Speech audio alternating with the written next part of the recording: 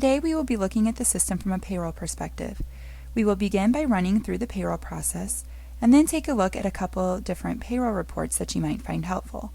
Then we will look at the system from the employee self-service functionality associated with payroll. So let's get started by logging into the system as our payroll administrator. When we log in, we're going to see that there is a dashboard screen enabled, which is a great way to access certain areas of the system that the employee uses most frequently. A dashboard can be configured for each individual employee based on their role and the types of things that they need to access within the system. As you can see, we have a quick links area, which have been enabled to allow the user to navigate through various areas of the system using these hyperlinks that are being displayed, which are configurable based on the employee's role. These quick links are a convenient alternative to using the menu options listed up above to navigate through the system. We also have a window enabled which lists all company employees and will allow you to jump right into their employee record. And finally, we have a list of all of the open payrolls, which is what we're going to use to access our payroll. To do this, I'm going to simply click on the payroll quick links, and then we're going to open up our payroll prep process. The payroll prep process outlines the items that need to be completed in a checklist type of format. So the payroll admin would be able to address each one of these steps by clicking on the hyperlink, and then once it's been completed, it can be checked off, and the date and time and who completed this step would be stamped for each one of these steps. The first step is to go to the Initiate Payroll, which is going to create the pay statements for these employees. Importing the time will pull in all of the data collected from the timekeeping system and put it into a batch for you to work with. The next step is to review the batch. This is the batch a payroll admin would use to enter in their data. The batch is built in a report format, so if you look at this report, you're going to notice that there are different columns listed across the top of the report, and there is data being displayed below. Now, because this is built like a report, that means you can manipulate this report as needed. That being said, I can sort this report by using the arrows here at the top of each column, which will allow me to sort by ascending or descending value. I can also add columns into my report by clicking on the Tools drop-down and clicking on Select Columns. Now, all of the columns that are currently being displayed within my report are listed here on the right-hand side, and all of the available columns I can report off of are displayed here on the left-hand side. And we can use the search box here at the top to bring in any columns that we're looking for. So for example, you can bring in any of your earnings, deductions, or taxes into this report. Now once we've finished setting up our report, we can go ahead and save our report. You can save multiple versions or views of this report, so once you get it set up the way that you need to be, you will not need to reformat this report again. Also, any of the reports within our system can be exported out into one of our different export formats that we have available.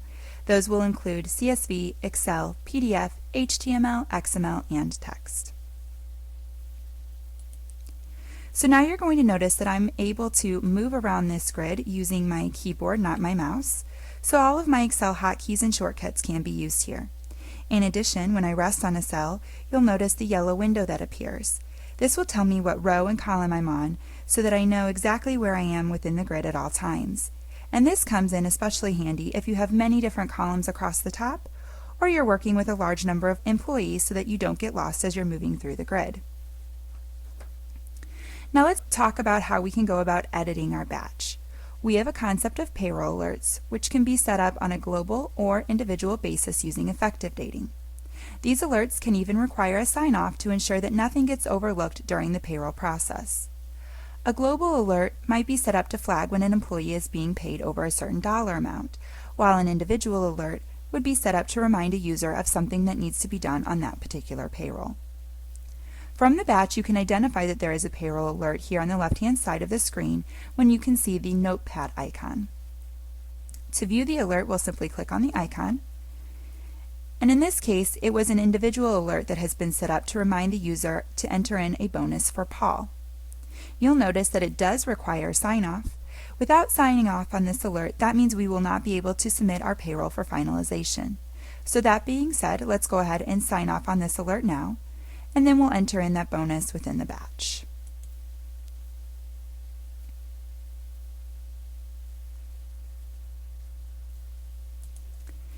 To enter in the bonus, we're going to simply add in the $500 here under the bonus supplemental column.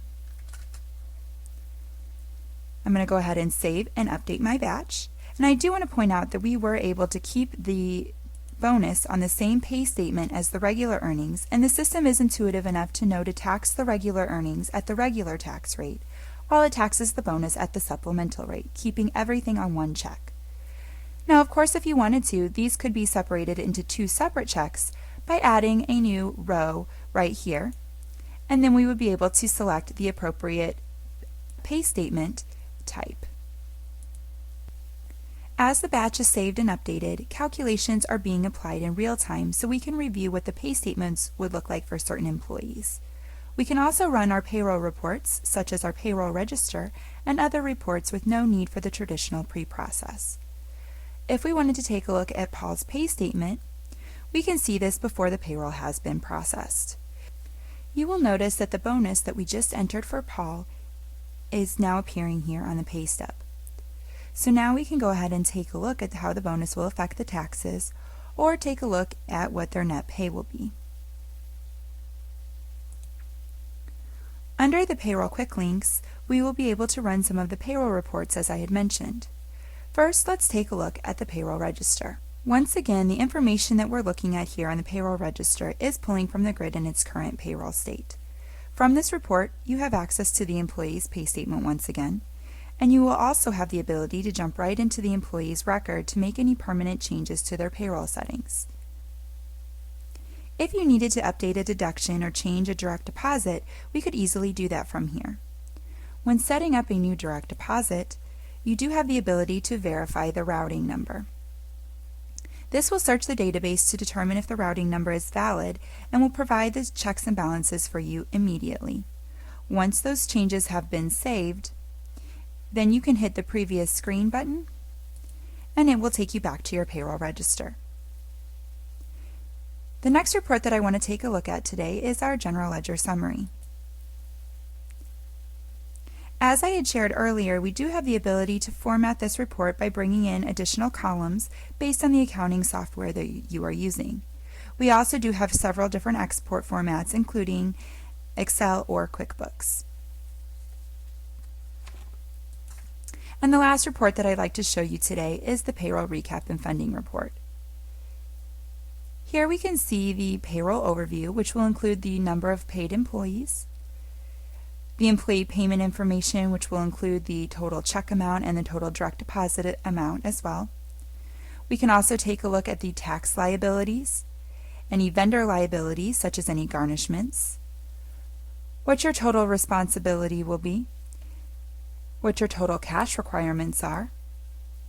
We also have a general ledger summary and a couple of visuals, such as the comparison from this pay period to last pay period and the rolling 12-month payroll view. So now let's go back to our payroll prep checklist. And we've already taken a look at our batch, so the next item here on our checklist is the option to edit the pay statements. So this will actually bring up a list of all of the company employees and will allow you to make edits to their individual pay statements. So from here you have the ability to do any tax overrides or add any manual checks as well. So we're going to go ahead back out to our checklist. And the next step on here is to sign off on any open payroll alerts. And remember, we need to make sure that we have reviewed all of our payroll alerts before we will be able to close and submit our payroll. The next step is to close the payroll, and if there were any errors, they would be flagged here in this step. A common error might be an error with a tax code setup. Our system uses geospatial technology to determine what taxes should be applied. It will look at the employee's home address as well as the company's address to determine the appropriate taxes. It is intuitive enough to calculate down to the local taxes, as well as taking into account any reciprocity agreements between states in regards to taxes. If an employee moves into a new tax jurisdiction that hasn't been set up in the system, there will be a flag here that will alert you which tax code needs to be set up so that you can move forward with processing your payroll, and the system will know how to apply the appropriate taxes. After the payroll has been closed, then the payroll can be submitted for finalization and delivery. So now that we've completed the processing of our payroll, let's go ahead and take a look at the employee self-service functionality. I'm going to log in as an employee, and the first screen that we come to is his dashboard. Remember, each dashboard can be configured for each individual employee's needs. In this case, the dashboard is set up for his employee self-service functionality. An employee can have access to a number of different items within their employee self-service portal. For example, they have the ability to complete their electronic withholding forms, as well as being able to view historical pay statements and W-2s. So first, let's take a look at an example of how the employee would be able to make changes to their withholdings. Using the quick links, we can access our withholding form. You can see that he has submitted his withholding forms already, but let's take a look at what it would look like if he wanted to add a new one. You'll notice that he has the choice of which federal or state forms to choose from, and the state forms are automatically made available by looking at the employee's address and the company's address. Now let's go ahead and take a look at a completed federal form, as this is going to be the same universal form for everybody. This works the same way as the paper form. His personal information has already been populated onto this form, as this is pulling directly from his employee record. So he'll simply need to complete the rest of this worksheet, and then once he's ready to submit it, he'll need to provide his electronic signature. The information that's collected on this electronic form will automatically update within the payroll system upon approval, which will eliminate the manual process. And this form will now be saved against the employee for future reference. Now let's move on and take a look at how the employee would be able to access their pay statements and their W-2s. So again, using the quick links, we can access our pay statements. And this screen works very much like a report, where the employee would be able to use the filters here at the top of the report to filter for a specific time frame or a date range to display on the screen using the paid dates filter here up at the top. Now all of the historical pay statements can be viewed from here, and if the employee wanted to see a copy of the pay statement, he would simply click on the preview pay statement icon.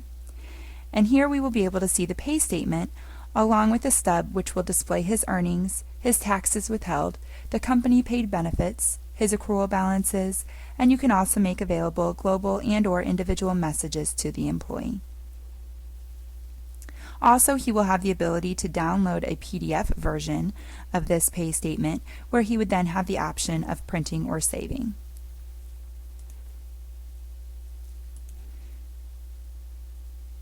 The W-2s work in a very similar way as the pay statements. Again, they're shown in a report format, and if Josh wanted to take a look at the actual W-2 issued, he can go ahead and click on the preview button here. And then we're going to see the W-2 format that we're familiar with. He also does have the ability, once again, to download this as a PDF and print it out or save it for his records. And the final thing that I want to look at today is how the employee can view their benefit statement or their total compensation statement. You have the ability to view historical benefit statements from here, or you can view the current statement, which is updated with the year-to-date information.